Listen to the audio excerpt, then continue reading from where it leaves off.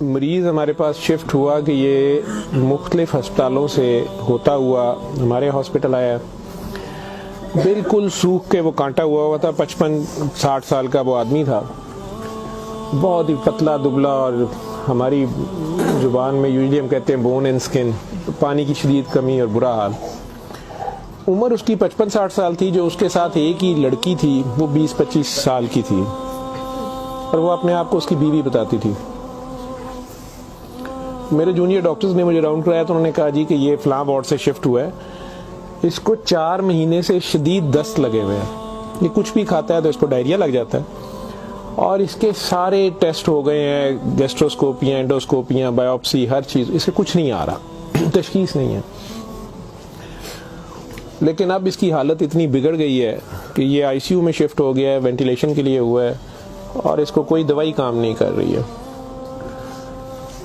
بلکہ میرے ایک جونیئر نے مجھے کہا کہ جس وارڈ سے شفٹ ہوا ہے وہاں کی سینئر ڈاکٹر ایک ہیں, انہوں نے تنزن کہا ہے کہ ڈاکٹر صاحب نے کہا ہے صورت رمان سنانا, تو نہ تو ٹیسٹوں میں کچھ آ رہا ہے اور نہ کچھ آ رہا ہے. 4 ماہ سے ایسے ہے. جو ہسٹری ہوتی ہے, ہم جو ڈاکٹرز کامن چیزیں ہوتی ہیں وہ سارے پوچھتے ہیں. بچوں نے مجھے بتایا, جونیئر ڈاکٹرز نے, کہ نہ شوگر ہے, نہ یہ نہیں, وہ نہیں, فلانی. میں نے کہا کہ اس کا ایڈز کا ٹیسٹ کرا لیں.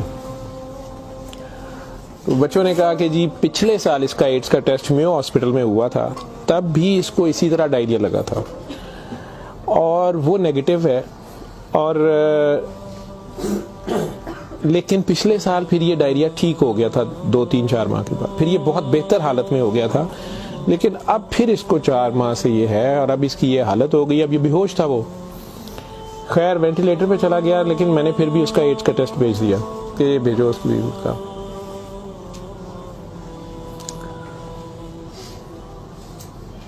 سورہ رحمان ہمارے آئی سی یو میں ویسے ہی لگتی ہے, صبح دوپہر شام, کئی بار مس ہو جائے, دن میں کم از کم ایک بار ضرور لگ جاتی ہے. کوئی نہ کوئی ڈاکٹر نرس ڈیوٹی اپنی سمجھ کے اس کو لگا دیتے ہیں.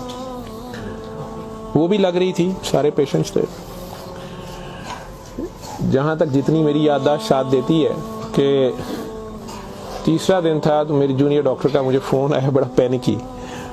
اس نے کہا کہ سر یہ پیشنٹ جو ہے اس کی حالت تو خراب ہی ہے, ویسے ہی ہے, بہتر نہیں ہو رہا یہ والا پیشنٹ, اس پہ اچانک ایک چینج آئی ہے کہ یہ سورہ رحمان جب بھی لگتی ہے, میں نے نوٹ کیا ہے, لیکن نرسز صبح سے بتا رہے تھے, لیکن میں نے یہ نوٹ کیا اب کہ جب بھی لگتی ہے اس کے ناک منہ سے, ویسے اس کے پائپ ڈالا ہوا تھا پھیپھڑے, ہم سانس اس کو مشین, سانس والی مشین سے جو ہے نا وہ اس کے لیے پائپ ڈالا ہوا تھا, ناک میں بھی ایک نالی تھی معدے کے لیے, بے ہوش تھا.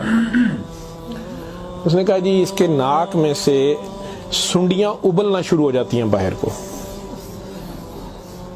اور نرسز اس کے اوپر ڈیوٹی کرنے سے تنگ ہو رہے ہیں. تو اب سکر ایک مشین ہوتی ہے جس سے ہم مریض کے اندر سے ایک بلغم نکالتے ہیں جو نیگیٹو پریشر سے سک کرتی ہے. سر اس کو ہم سک کرتے ہیں, لیکن یہ نہیں سمجھ آ رہی کہ یہ کہاں سے آ رہے ہیں. میں نے کہا اس کے معدے سے کھینچ کے دیکھیں, انہوں نے کہا جی ادھر سے نہیں آ رہے. میں کہ ان کی سانس والی نالی سے آ رہے ہیں, کہ اس میں سے بھی نہیں آ رہے. لیکن جب سورہ رحمان بند کرتے ہیں یہ ختم ہو جاتے ہیں, یہ باہر نظر نہیں آتے. یہاں ہماری ہڈیوں میں خالی جگہ ہوتی ہے, انہیں ہم سائنس بولتے ہیں ڈاکٹرز. میں نے کہا یار پھر اس کے یہ سائنس سے آ رہے ہیں, اور میڈیکلی ہم اسے میگٹس انہیں کہتے ہیں. ہم شوگر کا مریض بچڑا آخری سٹیج پہ, کئی بار اس کے زخم بہت خراب ہو جائے تو اس میں کیڑے کئی بار پڑ جاتے ہیں اس طرح.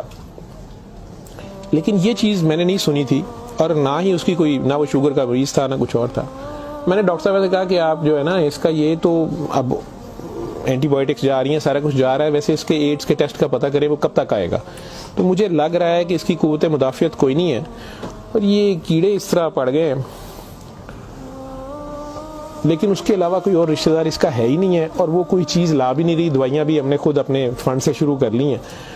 اس کا کرنا کیا ہے؟ اور مسئلہ یہ ہے کہ یہ جس وقت سورہ رحمان لگتی ہے تو یہ کیڑے اس کے اب تو آنکھوں سے بھی کچھ نکلے ہیں, تو اس کے ناک اور منہ سے ابلنا شروع ہو جاتے ہیں. لیکن جب ہم بند کرتے ہیں تھوڑی دیر بعد وہ منہ میں کہیں نظر نہیں آتے. تو ہمارا یہ خیال تھا کہ سورہ رحمان بند کر دیتے ہیں. اس کی بیوی نے بھی کہا کہ یہ تم لوگ پھر بند کرو, پتہ نہیں کیا تم لوگ لگاتے ہو. تو وہ جو ہماری نان مسلم سسٹر تھیں, انہوں نے اسے کہا کہ میری بات سنو, مجھے نہیں پتا اسے کیا بیماری ہے, لیکن وہ اسے پریئر کہتی تھی. انہوں نے کہا جب یہ پریئر لگتی ہے نا یہ کیڑے اس کو چھوڑ کے بھاگتے ہیں, ٹھیک ہے. تو میں تو کہتی ہوں اس کو 24 گھنٹے یہی سنائی جاؤ. جب میں نے یہ باتیں سنی تو خیر میں نے کہا کہ اس کی بیوی کو کہو کہ وہ رپورٹ کا یا ہمیں رسید دے دیں, ہم خود اپنے طور پہ پتہ کر لیتے ہیں. تو میرے راؤنڈ کرنے کے بعد وہ بندی خود ہی آ گئی میرے پاس. مجھے نہیں پتا تھا کہ وہی سسٹر نے اس کی بٹھا کے کہیں کاؤنسلنگ کی تھی. اسے انہوں نے کہا کہ اس کو ہمیں شک ہے کہ ایڈز نہ ہو, کہ اس کی قوت مدافعت نہیں ہے, اس طرح کیڑے اس کو پڑ گئے ہیں, کچھ ہو گیا, شاید کمزوری سے ہو گیا, بیماری کی کمی سے ہو گیا. تو یہ اس کا ہم پتہ کرنا چاہ رہے ہیں. ادروائز تو جو دوائیاں ہیں وہ وہی رہنی ہے. کچھ طرح کی اس نے بات کی, کہتی کہ وہ ڈر گئی ہے تھوڑی سی, اور وہ کہتی میں نے بڑے ڈاکٹر صاحب سے کوئی بات کرنی ہے. بہرحال اب مجھے جتنا یاد ہے, میں 1 سال بڑی سوچا ہے اس کے اوپر کہ میں اس کو بیان کروں یا نہ کروں لوگوں کے سامنے. اس عورت نے بڑی خوفناک کہانی مجھے سنائی. جب اسے یہ ڈر پڑا نا کہ اس کو ایڈز نہ ہو اور اس کو نہ ایڈز لگ گئی ہو, اب وہ مجھے کہنے لگی کمرے میں آ کے کہ ڈاکٹر صاحب یہ جو میرا میاں ہے نا یہ اصل میں جادوگر ہے. میں نے کہا آپ نے تو پہلے دن لکھوایا کہ یہ رکشہ چلاتا تھا اور رکشہ ڈرائیور ہے. اس نے کہا جی یہ رکشہ ڈرائیور تو ہے لیکن یہ جادوگر ہے, کالا جادو کرتا ہے, لیکن کرتا قرآن سے تھا. مجھے ہنسی آ گئی, میں نے کہا یہ قرآن سے کالا جادو کیسے ہو سکتا ہے. بہرحال ٹو کٹ اٹ شارٹ, اس عورت کی ہمارے وہ ڈاکٹرز نے مجھے, چونکہ وہ ویڈیو میرے پاس وہ صرف پڑی ہے جس میں وہ کیڑے پلیٹ میں ہماری اسے ڈش کہتے ہیں اس میں وہ نکال کے وہ ڈال رہے تھے, تو مجھے انہوں نے بھیجے کہ اس کا کرنا یہ کیا ہے. پہلی رات جب انہوں نے مجھے میسج کیا رات کو واٹس ایپ پہ, تو وہ ویڈیو میرے پاس پڑی ہوئی ہے. اور نے مجھے بتایا جی کہ میں خود کسی کی بیوی تھی, اس کی ماں مجھے بڑا تنگ کرتی تھی اور میں چاہتی تھی کہ یہ میرے انڈر آ جائے. مجھے کسی عورت نے, دوسری نے بتایا, ہمسائی نے بتایا کہ یہ خامن تمہارا غلام ہو جائے گا, تم اس کے پاس چلی جاؤ. باقی تفصیلات میں نہیں جاتا. جو کچھ اس نے مجھے بتایا, اس نے کہا جی کہ یہ اس کا جادو کا توڑ ہی نہیں تھا اور اس کا کام لازمی اس کا ہوتا تھا, یہ جیسے بھی کرتا تھا. طریقہ کار اس نے کیا کہا جی, اس نے کمرے میں اندر ایک گاؤ تکیہ رکھا ہوتا تھا, اس کے اوپر اس نے وہ جس طرح اسمائلی ہوتا ہے, جو مجھے سمجھ آئی کہ اس نے کوئی بت سا بنایا ہوا تھا, اس کمرے یہ بٹھاتا تھا اور وہ لوگوں کو پہلے تو قرآن شریف بھی پتہ نہیں پڑھنے کو کہتا تھا, کچھ کرتا تھا, پھر ان کی بات سنتا تھا, سارا کرا کے جو مجھے اس کا طریقہ واردات سمجھ آیا یا جو بھی تھا. اس نے کہا جی کہ جو غرض مند ہوتا تھا نا, وہ دیوانہ عورتیں بڑی دیوانی ہوتی تھیں, ٹھیک ہے, یا ینگ لڑکے لڑکیاں کہ میری وہاں شادی ہو جائے, وہاں ہو جائے, اولاد ہو جائے, کئی لڑکے آتے تھے. تو جو اس نے سب سے گندی بات مجھے بتائی, بڑی فضول جو اس کی حرکت تھی یا جو بھی, وہ اسلام تو ہو ہی نہیں سکتا.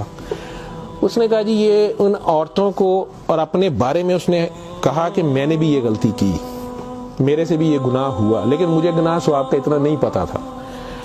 تو یہ پہلے وہ تکیے کو سجدہ کراتا تھا, خود اس کے پیچھے کھڑا ہو جاتا تھا, پھر وہ کہتا تھا کہ یہ اصل میں تم لوگوں پہ کالا جادو ہوا ہے, اس کو توڑنے کے لیے پتہ نہیں نوری بڑا ضروری ہے, ٹھیک ہے. پھر وہ ہمیں کہتا تھا کہ وضو کر کے آؤ, ٹھیک ہے, وضو کر کے آتے تھے, وہ پتہ نہیں کون سی صورت پر وہ کئی صورتیں مکس کرتا تھا. یہ سب کرتے کراتے 1-2 سیشنوں کے بعد کچھ نہیں لیتا تھا. پھر جو زیادہ لوگ اپنے کام کے پیچھے دیوانے ہوتے تھے, ان کو وہ بتاتا تھا کہ اس میں بڑے پیسے بھی لگیں گے, یہ جان پہ کھیلنا پڑنا ہے, پتہ نہیں کیا کرنا, اور تمہیں بھی میرے ساتھ کرنا پڑے گا, اس میں بڑا کچھ جو ہے نا رسک ہے, لیکن کام تمہارا ہو جائے گا.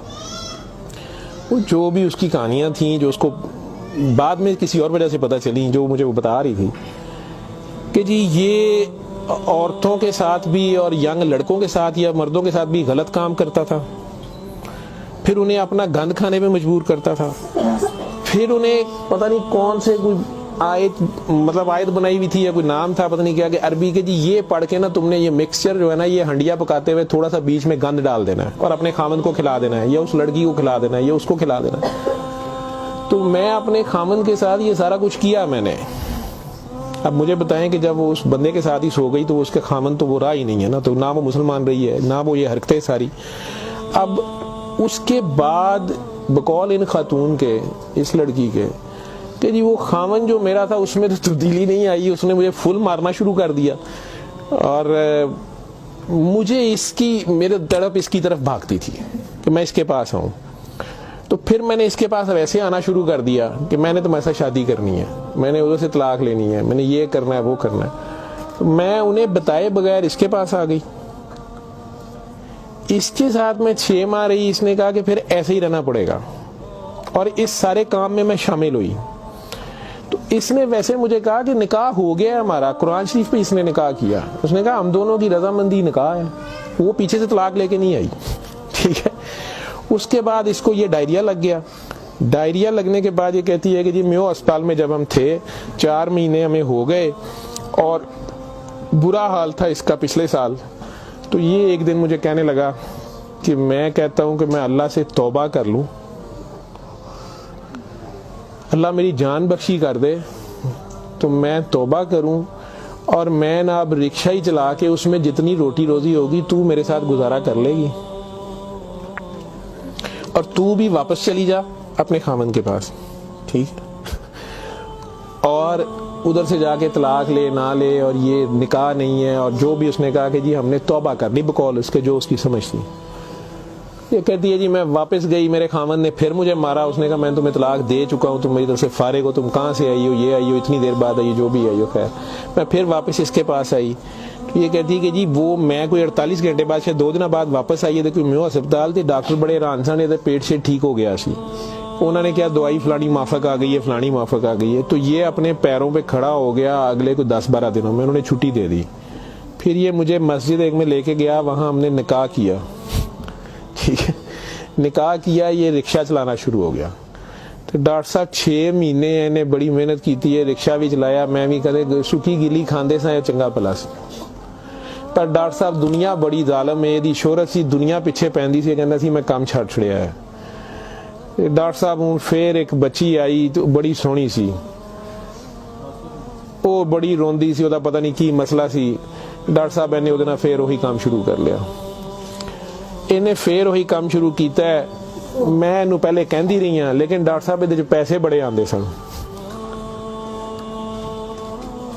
وہ دے بعد ہون 4 مہینے تو یہ اس کی یہ حالت ہے, اور اب یہ بے ہوش ہے. اب میں اللہ سے توبہ کرنا چاہتی ہوں, اللہ مجھے معاف کر دے, مجھے تو سمجھ نہیں تھی, تو مجھے معافی لے دیں. اور اس کا اب کیا بنے گا اور کیا نہیں بنے گا. میں نے یہ کافی بیچ میں سے سینسر کر کے آپ لوگوں کو ساری بات سنائی ہے. اور مجھے کہتی ہے جو کیڑے اس کے اندر سے نکلتے ہیں یہ کیوں آ رہے ہیں, یہ کہاں سے آ رہے ہیں. میں کہ بی بی یہ میں نے اسے سائنسز وغیرہ سمجھایا. میں کہ یہ اس کے بہت زیادہ خون کی کمی ہے, اس کے اندر جراثیم پڑ گئے ہیں, جو بھی. میں ڈاکٹری تو میں اسے اور کیا میں اسے کہتا.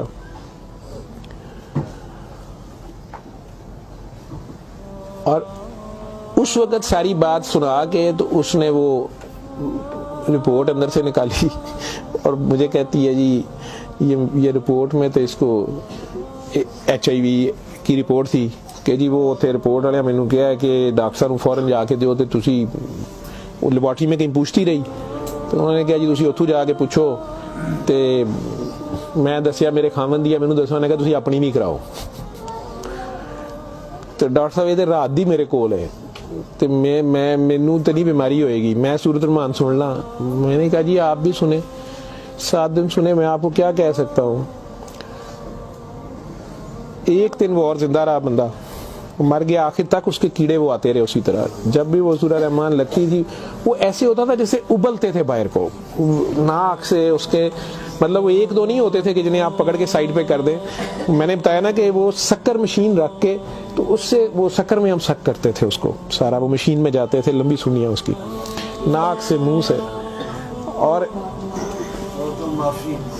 آخر میں وہ عورت بھی اس کی ڈیڈ باڈی لینے میں بھی تیار نہیں تھی. نہیں جی یہ میں انہوں کتنے دباں گی, یہ وہ. میں کہ نہیں اب اس کو, یہ تو آپ نہیں لے کے جانا, ہم ہاسپٹل سے ہم اور کیا کر سکتے ہیں. اللہ جانے کی سال پرانی بات ہمارے ہاسپٹل میں رہ کے گیا ہے پیش. اول تو مسلمان نہ جادو کر سکتا ہے, اگر وہ جادو والا علم کہیں سے سیکھ بھی لیتا ہے یا اپنے طریقے سے وہ سمجھتا ہے وہ جادو کر رہا ہے, تو وہ مسلمان نہیں رہتا. ایک چیز, قرآن کو ہی لوگ مس یوز کرتے ہیں, ناپاک حالت میں غلط طریقے سے بڑا کچھ کرتے ہیں, اور کئی بار ہم ناسمجھی میں بھی اپنا خسارہ بڑھاتے ہیں, ہمیں سمجھ نہیں ہوتی اور ہم کچھ چیزیں کرتے ہیں.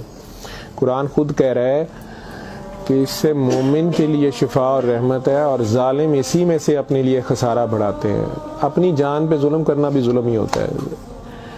تو اول تو مسلمان جادو نہ کر سکتا ہے، نہ کسی دوسرے پہ کرواتا ہے، اگر دوسرے پہ بھی کرواتا وہ مسلمان نہیں رہتا۔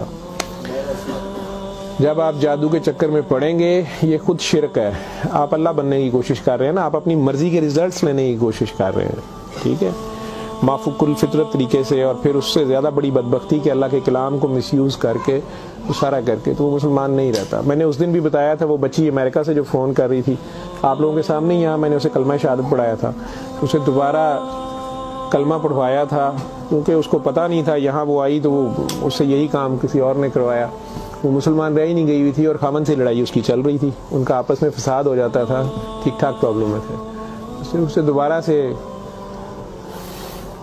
باوضو ہو کے آپ کلمہ پڑھیں، زندگی میں اگر ایسی کبھی غلطی کر دی ہے تو اللہ سے معافی مانگیں اور دوبارہ سے کلمہ پڑھ کے مسلمان ہو۔ دوسرا، اگر آپ میں سے کسی کو وہم ہے کہ آپ لوگوں پہ جادو ہے تو کسی بابے کے پاس جانے کی ضرورت نہیں ہے۔ یہ تو فٹافٹ آپ لوگ کہتے ہیں کہ جادو برحق ہے، اور جی جادو نبی کریم صلی اللہ علیہ وسلم پہ بھی ہو گیا تھا۔ نبی کریم صلی اللہ علیہ وسلم نے اس کو کیسے توڑا تھا، انہوں نے کیا طریقہ بتایا ہے؟ ایک بار سورہ فلق، ایک بار سورہ ناس، یا آپ 3 بار سورہ فلق 3 بار سورہ ناس پڑھ لیں، جادو ختم ہو گیا۔ اعوذ باللہ من الشیطان الرجیم پڑھتے ہی ختم ہو گیا۔ ویسے تو مسلمانوں پہ تو ہوتا ہی نہیں ہے، میں نے سورہ مومنون کی 89 آیت بار بار ریفرنس دیا ہے، میں کسی بحث میں نہیں مذہبی میں پڑھنا چاہتا، اللہ بڑے واضح طریقے سے اس میں بتا رہے ہیں کہ ان سے پوچھو، سورہ مومنون میں 84 سے 89 تک، ان سے پوچھو کہ آسمان اور زمین کا مالک کون ہے، یہ سارا کچھ کس نے بنایا، یہ فوراً کہیں گے اللہ نے۔ ان سے پوچھو تمہاری زندگی اور موت کا ہر چیز کون فانی، کہیں گے اللہ نے۔ ان سے پوچھو پھر تم کہاں سے جادو کر دیے جاتے ہو، جب ہر چیز کا مالک وہ ہے تو پھر یہ جادو تم لوگوں پہ کہاں سے ہو جاتا ہے؟ یہ ہماری اپنی سوچ میں ہوتا ہے۔ 99% لوگ تو سائیکی کے مریض بنے ہوتے ہیں، اور یہ اصل میں آپس کی نفرت ہوتی ہے، ہماری آپس کی نفرت، حسد، کینے، بغض، لالچ، ہوس، یہ جو ہماری سوچ کی لہریں ہیں یہ ضرور ایک دوسرے کو ڈسٹرب کرتی ہیں۔ یہ نظر لگ جاتی ہے، ماں کی نظر اپنے بچے کو لگ جاتی ہے، پیار سے ہی دیکھ لیں، اس کو زیادہ انرجی چلے گئی، بیچ میں ماشاءاللہ نہیں کہا، فوکس اللہ سے ہٹا، بچے پہ گیا آپ کا، تو اللہ کے ریفرنس سے اس بچے کو دیکھیں کہ ماشاءاللہ میرا بیٹا کتنا پیارا، تو پھر نظر نہیں لگتی ہے۔ یہ باتیں آپ کو سمجھائی گئی ہیں کہ فوکس آپ کا اللہ رہے۔ نعوذ باللہ نعوذ باللہ نعوذ باللہ، کئی بچے میرے ساتھ زیادہ پیار سے جب زیادہ چلتے ہیں، آپ اللہ ہیں، نعوذ باللہ میں اللہ کیسے ہو سکتا ہوں؟ پھر انہیں میں کہتا ہوں کہ بیٹا یہ کفریہ کلمہ ہے، کسی بات سے کوئی بندہ مدتوں سے پھنسا ہوتا ہے، اس میں سے نکلتا ہے، کئی بہت بڑی بات کر دیتے ہیں۔ ہوش کے لوگ نہیں ہوتے ہیں، جب تک ہوش میں نہیں ہوتے ہیں تو اس وقت تک تو ان پہ حد نہیں لگتی، لیکن جب ہوش آ گئی ہے اس کے بعد یہ بات کفر میں آتی ہے، اور اللہ یہ برداشت نہیں کرتا۔ آپ ناسمجھی میں بھی کر رہے ہو، بچہ ناسمجھی میں بھی الٹی سیدھی حرکتیں کر رہا ہو تو ماں تو کان پکڑ لیتی ہے، اس نے بھی اسے سکھانا تو ہوتا ہے، اسے ثابت تو کرائے گا، پہچان تو کرا کے چھوڑے گا اللہ کون ہے، اللہ کہاں ہے، ٹھیک ہے۔ آیت الکرسی کا مطلب ہے کرسی کی نشانی، کرسی کا اشارہ، ٹھیک۔ جب آپ خوف کی حالت میں ہیں تو وہ پڑھ لیں، یا آپ کو لگتا ہے کہ ہمیں کوئی مسئلہ نہ ہو تو پڑھ لیں، تو اس کا مطلب یہ نہیں ہے کہ وہ آیت الکرسی کے لفظ یا آیت الکرسی کے وہ آپ کی حفاظت کرتے ہیں، اس کا مطلب کیا ہے؟ عربز کو تو پتہ چلتا تھا پڑھتے ہوئے کہ وہ کیا کہہ رہے ہیں، وہ ساری اللہ کی حمد اور اللہ کی شانیں بیان ہو رہی ہیں۔ تو کرسی کی بات ہو رہی ہے کہ کرسی زمین و آسمان پہ ہر طرف وہ ہے، تو اصل میں تو کرسی والے کی بات ہو رہی ہے، تو جو کچھ کرنا ہے کرسی والے نے کرنا ہے، تو اگر کرسی والے سے آپ کا دھیان ہٹ گیا، ٹھیک ہے، تو آپ کرسی کی پوجا شروع ہو گئے، تب بھی پھنس گئے آپ۔